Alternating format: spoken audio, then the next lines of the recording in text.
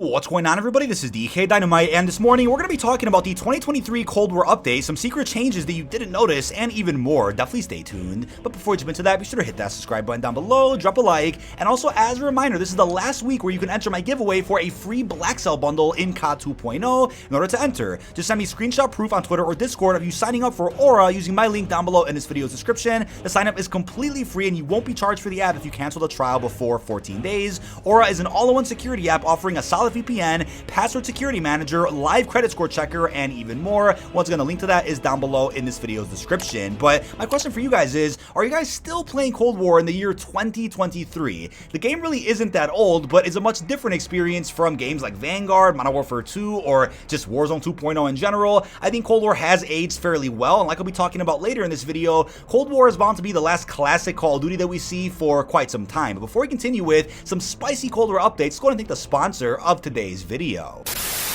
Now, tonight's video is sponsored by Morgan & Morgan. Did you know that you don't really need a lot of money to hire a lawyer? Well, if you're injured and don't know where to start, Morgan & Morgan has your back. Submitting a claim for an injury doesn't have to be a tedious process. With Morgan & Morgan, there's no need for you to visit law offices and sit through timely consultations. You can submit a claim and have a lawyer review your case with just 8 clicks or less from your mobile phone. Morgan & Morgan has modernized the injury law process, making it easy to submit case details, sign contracts, and upload any documents all from your mobile phone. You heard that right, you don't ever have to leave the couch. You can even text your attorney during the duration of your case. Now, if you're ever in an accident though, you want to make sure you do the following. Make sure you're okay, file a police report, contact your insurance, and guarantee that you have legal representation. Now, you can check out Morgan & Morgan with the special link down below, and thank you to Morgan & Morgan for sponsoring tonight's video.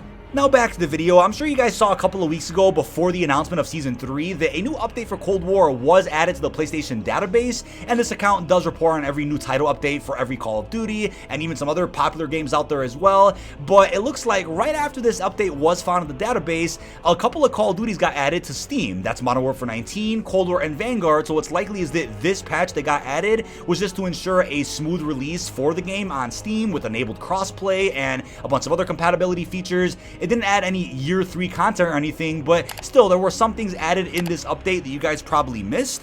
But again, for those that did want some year 3 content, whether it's extra multiplayer maps, weapons, bundles, more playlist rotations, I'm sure things like that would have happened if Treyarch didn't have to work a whole ton on Vanguard ranked and zombies, Modern Warfare 2 ranked, and other things around the COD industry. If they just had their focus on Cold War year 2, year 3, and then their next Black Ops game, there probably would have been more content added to Cold War, which I would have loved to see, but again, can't get everything we want, right? But with that being said, aside from the game being available on Steam, there are some updates that were reported by Rambo over on Twitter. His link is also down below. They have removed the hardcore face-off multiplayer playlist, which is unfortunate because that was great for camo grinding. He also noticed that for PC players, the bugged out platform icons for both social and lobby still exist. I believe that was previously an issue that got worse with this recent title update. So Xbox and PC players are now indistinguishable, which is unfortunate, but that's not too big of a deal. However, something else that I really wanted to get into is the fact that 4 additional prestiges were added to Cold War but are not able to be unlocked because of the scrapped 6th season of Vanguard. These 4 prestiges are prestiges 24, 25, 26, and even 27. I believe if Vanguard got a 6th season, these would have been released so that you can go ahead and continue grinding more levels in the game, whether it's Cold War multiplayer, whether it's zombies, whatever the case was. But since there wasn't a 6th season of Vanguard, that also meant that additional ranks were not added for the big cross progression between Modern Warfare 19, Warzone 1, Cold War, and even Vanguard. So I guess you could blame Vanguard for this one, but you can still see the prestige icons at the menu here. And I've seen some players out there that have attempted to go as high as they can in rank for Cold War, and unfortunately these prestige icons do not unlock, but there is a possibility in a future title update to where they fix this issue to where maybe you could unlock these 4 additional prestiges by hitting certain milestones that you still can here in the game. So with the release of COD 2.0, 2,500 levels were added to Cold War. So if you want to still grind the Warzone 1 era Call of Duties, whether it's Modern Warfare 19, Cold War, or Vanguard, or just Warzone Caldera, you can do so, and there are 2,500 levels that you can actually rank up with. That's why I'm thinking that these 4 missing prestige icons might get obtainable later. Since there's so many ranks you can go through right now, might as well make some of these prestige icons obtainable behind a milestone of like every 500 levels or something. Maybe they'll do that at some point in the future, but for now you can just see them looking pretty there at the barracks menu. Now, as Rambo also discovered, which is something that I missed upon booting up Cold War again is that both Satellite and Armada Strike have returned to 6v6 playlists after a 1-year hiatus. It's unclear what happened, but I remember making a video a good, year-ish ago when year 2 content was being talked about, and I mentioned, why did Satellite and Armada Strike, 2 good maps by the way, get removed from 6v6? Was there some type of map limit to where they can only have a certain amount of maps in certain game modes? I mean, something must have broke to justify removing those maps, right? But now what happened is those 2 maps got added back into the rotation in place of America and Deprogram. Now that's unfortunate because I love both America and Deprogram. If anything, I prefer those 2 maps over Satellite and Armada Strike, but something must be off to where they have to have certain maps playable at certain points in time and not all of them. I don't know what broke, but for some reason this is the case now with regular Cold War multiplayer, and in all honesty, I think both America and Deprogram are some of the better original 6v6 maps in this game.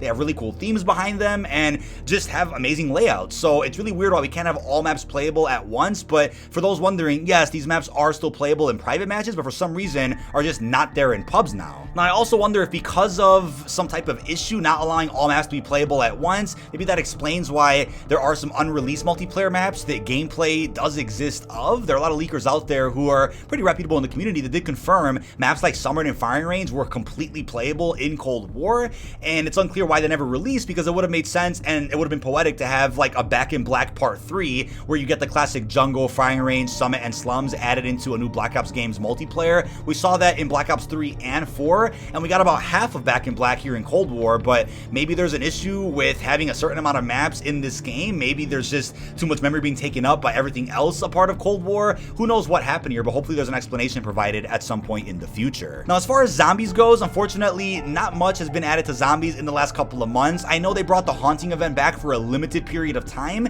but that event did get cut short, as confirmed by Kevin Drew over on Twitter. They were probably planning on keeping the Haunting event live in the game a little bit longer than they did, but I guess because of marketing surrounding COD 2.0, the start of a new era for the series, they had to kind of tone down on what they were able to add to the Warzone 1 era Call of Duty titles. But aside from all Onslaught LTMs being playable right now, which I'm glad is the case, since again we only were able to see like 1 Onslaught LTM at a time cycled in every 2-3 months, and the same went for year 2 when Xbox and PC finally got access to some of the old Onslaught LTMs. Now that year 2 is over and we're in like this year 3 period, they just left all Onslaught LTMs in the game permanently, which is fantastic. But don't forget, they also added a super Easter egg into zombies during its year 2 period, which I covered in separate videos here on the channel. Now, something I also wanted to mention is during the first year of Cold War support, I can't tell you guys how many times I saw people out there saying, oh, this game's terrible, it's not Modern Warfare 19, Infinity Ward's gonna save us when they come out with a sequel to Modern Warfare at some point in the future, and the Treyarch fell off, etc, etc. It's crazy to have seen all of that and to remember all of it vividly,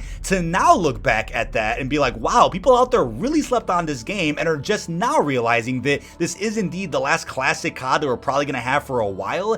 Even if the next Black Ops game in 2024, like we talked about in a video yesterday, even if that game kind of goes back to the roots of traditional arcadey type of multiplayer, it's still gonna be on the same Modern Warfare engine. It'll be unified with Warzone 2.0. It won't feel like it's its own game the way that Cold War does in comparison to games like Modern Warfare 19, Warzone 1, even Vanguard. So I'm curious to see people out there go back to Cold War over the next couple of months or the next couple of years and just appreciate kind of what the game was on its own 2 feet and how it wasn't really directly integrated with every other COD that was out, right? Yeah, it has a Warzone integration, but the game still felt drastically different from what was being offered from Infinity Ward and even Sledgehammer. But then again, it's probably going to be the COD cycle repeating itself, where the next Treyarch game comes out, people out there start saying, oh my god, Cold War was so much better. Cold War was the last good Treyarch COD. Everything else is terrible. And where's Infinity Ward and Sledgehammer to save us after that? I mean, the COD cycle may continue, but what I will say is the legacy of Cold War and Perseus, the story, the gameplay features, the lore, all of that is still felt even in a game like Modern Warfare 2, right? There have been so many connections thrown into the Modern Warfare 2 campaign, the post-launch story, the raids, that do really solidify the fact that Black Ops and Modern Warfare are now fully crossed over, and it's only a matter of time before the story gets even richer to where we start getting more callbacks to the plot of Black Ops Cold War. Maybe we get some little plot points filled in. They're going to set up Black Ops 2024 that's going to be covering the Iraq and the Gulf Wars, which are not that far away from the plots of Modern Warfare 19 and Modern Warfare 2. So without a doubt, regardless of your opinion of Black Ops Cold War, the game still has a really strong foundation that even Infinity Ward and Raven are admiring, and they're going to be connecting all of that to future COD 2.0 releases. So without a doubt, regardless of what you think of Cold War, the game will still be felt, and the remnants remnants of the lore will still be felt for the next couple of years. But that is about it. This has been dkdynamite. Leave our thoughts down below in the comment section. What are your thoughts on 2023 updates that we got over in Cold War multiplayer and even a bit of zombies? What are your thoughts on the legacy this game has left behind, everything else we discussed? Really hope you've enjoyed, and peace out, everybody.